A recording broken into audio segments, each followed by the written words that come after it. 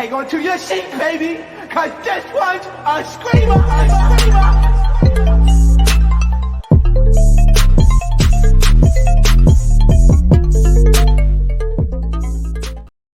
What is going on, entertainment? So today I'm coming to you guys with another recap. So today we are recapping Love and Hip Hop Family Edition, season 3, episode 4, I believe. Before I get started, make sure you guys hit that like button, make sure you guys hit that subscribe button, let me know what you guys think about this video. Okay, so first it starts off with MJ on the mic, proclaiming his love to Amara La Negra. Okay, so he's like, I really love you. I feel like I'm not mad at you. You feel me? I miss feeling on your fro. I miss calling you. And I just really want to, be with you. I think that you're amazing. And it's just so many things. You feel me? So, yeah, I love you, Amada. Basically, he proclaims his love to Amada. And I'm just like, ugh. It was awkward. I'm not going to lie. Because Amada did him wrong because you had a baby with his homeboy, okay? So he had to go down there on Natasha K and spill his heart out, okay? With the winos, he had to go down there and spill his heart out, rightfully so. And I think it was rightfully that he kind of did that. And I think that's one of the main reasons why Amada doesn't forgive MJ is because of that whole situation. The fact that he went to Tasha K. Okay, that's how I felt. And then Gunplay admits that he's been boxing with his demons. So he comes up there, he says that he has the new girl, new life, all that type of stuff. He turned his life and did a 180. And new life, in the words of that Christian song, new life, if y'all know what I mean. So he did a turnaround, which is really good because that first season of Love and Hip Hop was really dark. You could tell that he was heavily still on some things, like the powder donuts may have still been happening, to be honest. So the fact that he's able to overcome it and you get what I'm saying, change his life around, that's really admirable. So shout out to Gunplay, okay? So then we get to Jen and Fresher. To me, they get on my nerves, so we're just going to skip them. I'm sorry. I feel like they're the reason why the whole fight kind of popped off with Tokyo and them. So she gets on my nerves. Scrap goes up there. He salutes to KK, which was nice. He was just like, I was raised by a single mom. I really love her. She raised not only me, she raised a village and everything like that. And then he starts rapping. He's just like, I really, love you. I want to be in your life. You feel me? You put up a fight. That's right. I love you, KK. You might have ended up in jail, but yeah, that's right. He does a little rap or whatever, and KK was just so happy. She's just like, I am so happy that Scrap thought to give me my flowers. So, and hopefully the rest of this trip is so admirable because I love Scrap and I know he loves me. You know what I'm saying? So she was just really, really happy, which I'm just like, their relationship is so cute to me. So shout out to KK for that. And I remember when he went to jail, KK was so hurt. You could she was very distraught that he was going behind the clinker when the whole Tierra, when there was all in Love and Hip Hop. And then Alexis gets up there and she talks about her past being trafficked and everything like that, and just gives us a whole rundown of things that have happened to her in her past and everything like that. So she starts to get extremely emotional to the point where she starts to cry. She didn't even want to finish off her story or whatever. One thing about it, Alexis is bad. Okay, I get why Masika and them be mad. Say what you want about girl, but sister girl eats, and she doesn't even need makeup. She eats without makeup. That's why these girls be mad. You be having, you feel me, the Masikas and these girls, the girl is sickening. That's a sickening girl. Okay, for you to come up there, face not even, you could tell she hasn't had a lick of work done, I don't think, to her face, just from what I'm looking at in my screen. I couldn't tell an inch of Botox filler or any of that. It's just that she's just that girl. So it's like, I get why the girls are mad, because she's that girl. You get what I mean? That's just from what I see. And then Estelita comes up there and she gives her story. And then she's just like, I've been through a lot. And I've been thinking, like, because I have my 5 guys, I'm like, should I just sell my body? Should what I do? And I'm like, oh, that's so sad. Like, Estelita to me is another one where it's like, you could tell she don't really mean no harm. All that stuff that happened on Love Hip Hop, you could tell she was kind of putting on. She's not really like on that type of time like that. So it was kind of sad seeing her kind of break down and stuff like that too. And then they all get together and they have fun and stuff after that. And Trick announces he has to leave and go back to MIA for work purposes. So that's the last we're gonna see a Trick Daddy Duales. Okay. So then we see the next thing we see everybody getting up in the morning. Shay also, that's another one. She's sickening too. Okay, we see her the next day. She's really pretty. I see some rumors out there that they say Shay is bleaching her skin. And I hope that's untrue, Shay, okay? I hope I don't see any bleach in your purse. I don't see any Jamaican lightning cream being used while you were in Jamaica. Okay, so I just don't think that's the case. I just don't see that really being the case, like, at all. Okay, so next thing that happens, we see Carly telling Estelita and Spice, and they're like on the bus going to Jamaica. Not to Jamaica, to like this group, a whole bunch of families that they're going to give back to, because Spice raised like $5 million to give out in voucher forms to the people of Jamaica and stuff like that, like the people that need it like the most.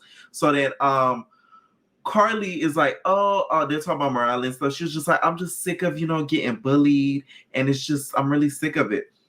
I'm going to need Carly to stop using this whole bullying storyline like we're in high school. Like, stop it, Carly. Don't act like people just pin you against the wall and they just start attacking you. A lot of what happens to you, Carly, is because of things that you do, getting in people's business, and people come at you and all of a sudden, I'm getting bullied. That's not true, Carly. Just because you change different faces doesn't mean we forgot who you are, Carly. We still know who you are. We got to squint a little bit and look, but we still know who that is, Carly. So stop the cap. Like, she really thinks that she's doing her big one with this whole bullying storyline. Don't get me wrong. I could tell Carly has been through some things because emotionally, she cries quickly, which she didn't really used to be like that. Before, she was to be like, when she was rapping to Jocelyn, that was the Carly we used to have. That changed, of course, over time.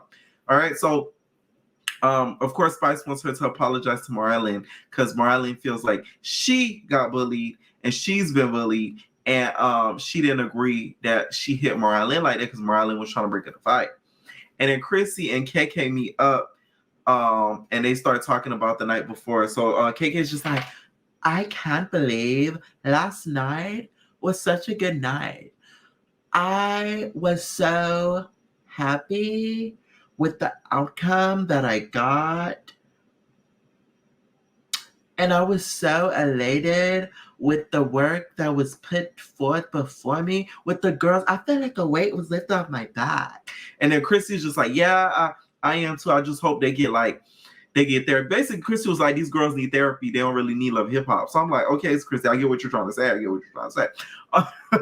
Okay, so Chrissy says that women are usually her downfall, and that that's why you see her on this trip. She gets a little closer to the guys because the guys are who she could really relate to. The guys are who she has like closer relationships with, because she says girls have always been the death of her. I said, ooh. Ew. Okay, so then we see all the throwback. We see Samaya, would you still love me? I'm a bossy babe, tight frame, pretty face. Would you still love me? Why did we invite Samaya out there for Love Hip Hop family reunion? Okay, we needed Samaya out there. I'm missing Samaya. Shout out to Samaya.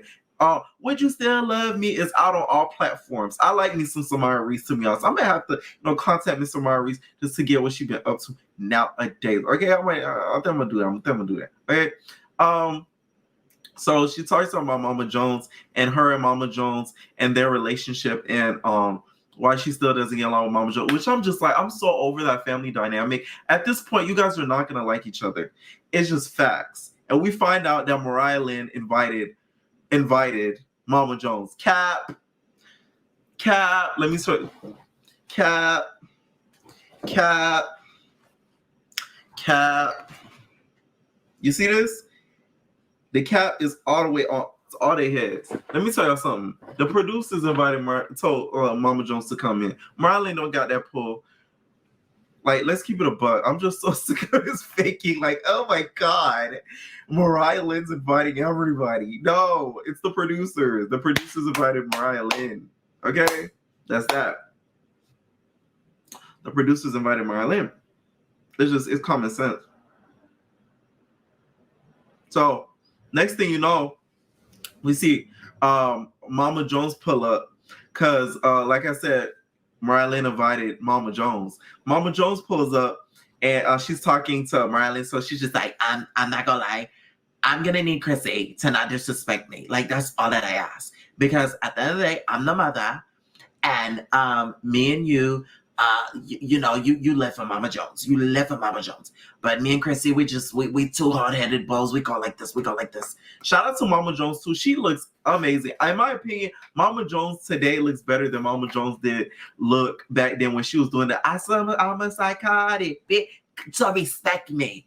I'm your mommy. How could you talk to me that way? Okay, like she looks better than that Mama Jones back then, to be honest. So shout out to your skincare regimen, girl. Okay. So they start talking about each other's history and stuff like that and how they need to sort of make amends. So then we see them, they're playing the group gathers and they play like a soccer game. So they play like this huge soccer game and they all split in teams or whatever. And then we see Spice and them go to talk to the Jamaican people and the families to give out the gifts. So Spice is just like, thank you so much for coming out, okay? Me raise $5 million, Loving Hip Hop, courtesy of Loving Hip Hop. So me want to give out all the vouchers for the families. So me want you guys to come out one by one to take the vouchers, okay? Thank you. In my opinion, she should never say how much money she had, because the moment they heard 5 million, I feel like they started going to ruckus. You shouldn't have just said, I just have an amount to give out. So that way they don't really panic. But once you said 5 million, give me. Like, come on now. That's common sense. So Spice, you shouldn't have said the amount that you had, girl. You shouldn't have said it. You should have just held it. Okay? That was a smart. So she starts giving out the stuff or whatever. And I guess the people, they start pushing against the gates. They start pushing against the gates. And then next thing you know, the producers are, oh, we gotta go. Which I'm just like, the producers, they were just being impatient. Let me find out y'all just want this little cute scene and y'all didn't think that Spice and was going to really stay there for the tenor of the whole day to give out money to these people. Like, don't do that, producers, because Love Hip Hop, y'all be on some BS some stuff. So like, if Spice wanted to stay and give out all the money, let them give out all the money and y'all pack up and go home. You already got the scene. That's what it was giving. It was giving the producers wanting to go home and go back to their Jamaican resorts and sip on some pina colada and some coconuts. Okay, that's what it was giving to me, to be honest. So they kind of end the episode off there, and then we see Mama Jones pull up, and Chrissy's just like, which I'm like, wait, so that means y'all don't really see each other outside of these filmings or these shows at all? Because you would have thought it was the first time she seen Mama Jones in years. And I'm like, you're with her son. So like, y'all mean to tell me y'all haven't run into each other sometimes, maybe at a Thanksgiving here, a party there, a family dinner there? Like, she was just acting real strange, Chrissy. She's like, oh my God. And then Mama Jones like, I'm here. What's up, Mariah, my daughter? Like, so I'm like, I'm confused at that. I'm really hoping they kind of clarify why they still have an issue, because it's not like Jim is marrying her, okay? So you don't have to worry about the engagement, okay? Because we know you're the mother, okay? All right, entertainers, let me know what y'all think about this episode.